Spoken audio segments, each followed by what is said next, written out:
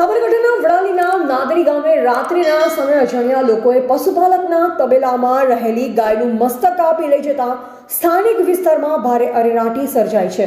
જોકે તમામ સ્થાનિકો સહિત વિશ્વ હિન્દુ પરિષદ બજરંગ દળમાં ઘેરા પ્રત્યાઘાત છે। તેમજ હાલમાં પોલીસે ફરિયાદ નથી ડોગ સ્કોડ થકી આરોપીઓ સુધી પહોંચવાના પ્રયાસ હાથ ધર્યા છે। જોકે ગુજરાતભરમાં પ્રથમ બનાવ સામે હોવાના પગલે સ્થાનિક સહિત જિલ્લા પોલીસ પણ હાલના તબક્કે હતપ્રભ છે।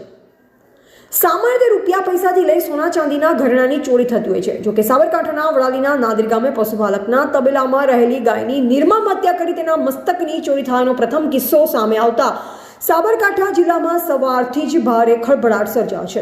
એક તરફ રાજ્ય સરકાર દ્વારા વિવિધ આરોપીઓ સામે પાયાનું પગલાં ભરવાની કામગીરી હાથ ધરી રહી છે, તો બીજી તરફ નાદરી ગામના પશુપાલકના તબેલામાં રહેલી ગાયની હત્યા કરી તેનું મસ્તક અજાણ્યા વ્યક્તિઓ લઈ જતા પશુપાલક સહિત સ્થાનિક વિસ્તારમાં ઘેરા પ્રત્યાઘાત પડ્યા છે। હાલમાં આ મામલે પોલીસ મથકે ફરિયાદ નોંધાઈ છે, તેમજ આરોપીઓ સુધી પહોંચવા માટે ડોગ સ્કોડ સહિતની ટીમો કામે લાગી છે। જોકે આગામી ટૂંક સમયમાં મામલે ફરાર આરોપીઓ સામે કામગીરી ન થાય તો તેના પડઘા સમગ્ર ગુજરાતભરમાં પડશે તેવી વિશ્વ હિન્દુ પરિષદે ચીમકી ઉચ્ચારી છે। વડાલી તાલુકાના નાદરી ગામે જે તબેલાની અંદર ગૌ હત્યા કરી અને મસ્તકની ચોરી કરવામાં આવેલી છે, એ સમગ્ર ઘટના બાબતે આજરોજ વિશ્વ હિન્દુ પરિષદ અને સમગ્ર હિન્દુ સમાજ આક્રોશિત છે। પ્રશાસનને માંગ કરવામાં આવે છે કે આરોપીઓની યોગ્ય રીતે કાર્યવાહી કરી અને સજા કરવામાં આવે, નહીં તો ટૂંક સમયની અંદર વિશ્વ હિન્દુ પરિષદ અને સમગ્ર હિન્દુ સમાજ વતીથી આંદોલન કરવામાં આવશે। નાદરી ગામની સીમમાં આવેલા પશુના તબેલામાં સવારના સમયે પશુપાલક પહોંચ્યા હતા। તે દરમિયાન તબેલામાં મૃત હાલતમાં ગાયને જોતા પશુપાલકે ગામના સરપંચને જાણ કરી હતી। ગામના સરપંચ ઘટના સ્થળે પહોંચી હચમચાવી નાખે તેવા દ્રશ્યો જોઈ સરપંચ સહિત પશુપાલકે વડાલી પોલીસ મથકે પહોંચી અજાણ્યા ઈસમો વિરુદ્ધ પોલીસ ફરિયાદ નોંધાવી છે।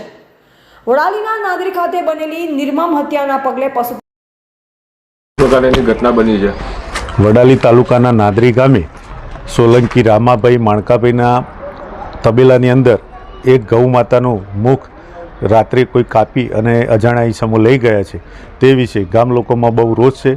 જ્યારે મને રામભાઈ સોલંકીએ સવારે ટેલિફોનિક જાણ કરી કે ભાઈ આ રીતનું સરપંચ બન્યું છે, તો હું સ્થળ ઉપર જઈ તપાસ કરી પોલીસને જાણ કરી પોલીસનો કાફલો સ્થળ ઉપર દોડી આવતા એ લોકોને એફઆરઆઈ કરવા માટેની તજવીજ હાથ ધરેલ છે।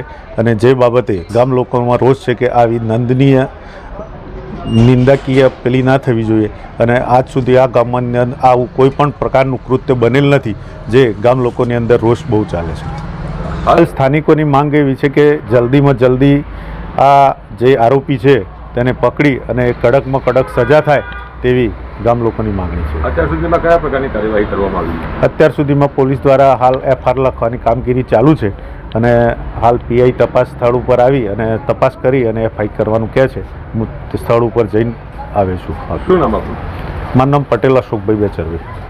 વડાલીના નાદરી ગામે ગત રાત્રે કોઈ અજાણ્યા ઈસમો પશુપાલકના તબેલામાં લોખંડની જાળી કાપી પ્રવેશ્યા, તેમજ તબેલામાં રહેલ ગાયની હત્યા કરી તેનું મસ્તક કાપી સાથે લઈ ફરાર થઈ ગયા છે। આ બાબતની જાણ થયાના પગલે વડાલી પોલીસ મથકે ફરિયાદ નોંધાવવામાં આવી છે, તેમજ આરોપી સુધી પહોંચવા માટે ટેકનિકલ સર્વેલન્સથી લઈ ડોગ સ્કોડની ટીમો કામે લગાડવામાં આવનાર છે। જોકે આરોપી ઝડપાય તે માટે તમામ તૈયારીઓ પોલીસ તંત્ર દ્વારા આરંભી દેવાઈ છે। સાથોસાથ સ્થાનિક વિસ્તારમાં કોઈપણ પ્રકારની અનિચ્છનીય ઘટના ન ઘટે, તેમજ લોકો અફવાઓથી દૂર રહે તે દિશામાં પણ પોલીસે કામગીરી હાથ ધરી છે। તો સાથોસાથ એલસીબી, એસઓજી સહિતની અલગ અલગ ટીમો આરોપીઓને દબોચી લેવા કામે લાગી છે। એક બનાવ બન્યો છે, તેને પગલે લઈને કયા પ્રકારની ફરિયાદ દાખલ કરવામાં આવી છે અને પોલીસ દ્વારા કઈ કામગીરી? વડાલીના નાદરી ગામમાં આજે સવારે એક ગાયનું તબેલામાંથી માથું કાપીને લઈ જવાનો એક બનાવ બનેલ છે। એના અનુસંધાને જે વડાલી પોલીસ સ્ટેશનનો ટીમ છે એ તાત્કાલિક ઘટના સ્થળે પહોંચી હતી, અને જે તબેલાના માલિક છે એની પૂછપરછ અને એમ કરી એમની ફરિયાદ લેવામાં આવી છે। એમનું નામ છે વિજય રામાભાઈ સોલંકી। એમના તબેલામાં ગાયો હતી, તેમાં જે જાળીવાળો વિસ્તાર છે એ કાપીને અંદર એન્ટ્રી કરીને એ જે ગાય છે એનું માથું કાપીને ખાલી લઈ ગયેલ છે, અને બાકીનું શરીર ત્યાં ને ત્યાં જ રાખેલ છે। એ બાબતે અજાણ્યા ઈસમો વિરુદ્ધ જે વિજયભાઈ છે એમણે ફરિયાદ આપેલી છે, અને જે અજાણ્યા ઈસમ છે એમના વિરુદ્ધ વડાલી પોલીસ સ્ટેશનમાં ભારતીય ન્યાય સંહિતાની કલમ 325, 329, 3 પશુ સંરક્ષણ ધારાની વિવિધ કલમો હેઠળ ફરિયાદ દાખલ કરવામાં આવી છે। આ ઘટનાને અનુસંધાને જે આ ઘટનાને જે અંજામ આપનાર વ્યક્તિ છે એને પકડવા માટે અમારી એલસીબી, એસઓજી અને લોકલ પોલીસની ટીમ સીસીટીવી ફૂટેજ અને અન્ય સર્વેલન્સ અને હ્યુમન ઇન્ટેલિજન્સના માધ્યમથી ડિટેક્ટ કરવાનો પ્રયત્ન કરી રહી છે અને કોઈ અનિચ્છનીય બનાવ ન બને એ માટે પેટ્રોલિંગ અને વાહન ચેકિંગ વિસ્તારમાં ચાલુ છે. તરફ સમગ્ર ગુજરાતભરમાં આરોપીઓ મામલે લિસ્ટ બનાવી તેમના લાઇટ તેમજ પાણીના કનેક્શનો દૂર કરવામાં આવી રહ્યા છે. સાથે ગેરકાયદેસર બનાવેલ દબાણો પણ તોડવામાં આવી રહ્યા છે. ચોક્કસપણે આવનાર દિવસોમાં પોલીસ તંત્ર દ્વારા આરોપીઓ સામે ચોક્કસ કાર્યવાહી કરવામાં ન આવી તો વિશ્વ હિન્દુ પરિષદ સહિત હિન્દુ સંગઠનો નવા આંદોલનનો માર્ગ અપનાવશે તે નક્કી છે. હવે જોવું રહેશે કે આવનાર સમયમાં પોલીસ તંત્ર દ્વારા કેવા અને કયા પ્રકારના આરોપીઓ સામે તપાસ અને કાર્યવાહી આરંભાય છે. ત્યારે વડાલીના નાદરી આ ઘટના આગામી સમયમાં વ્યાપક પ્રભાવ ઊભો કરે તો નવાઈ નહીં. એવા રાજકમલસિંહ પરમાર, ભારતીય સ્મિતા, સાબરકાંઠા.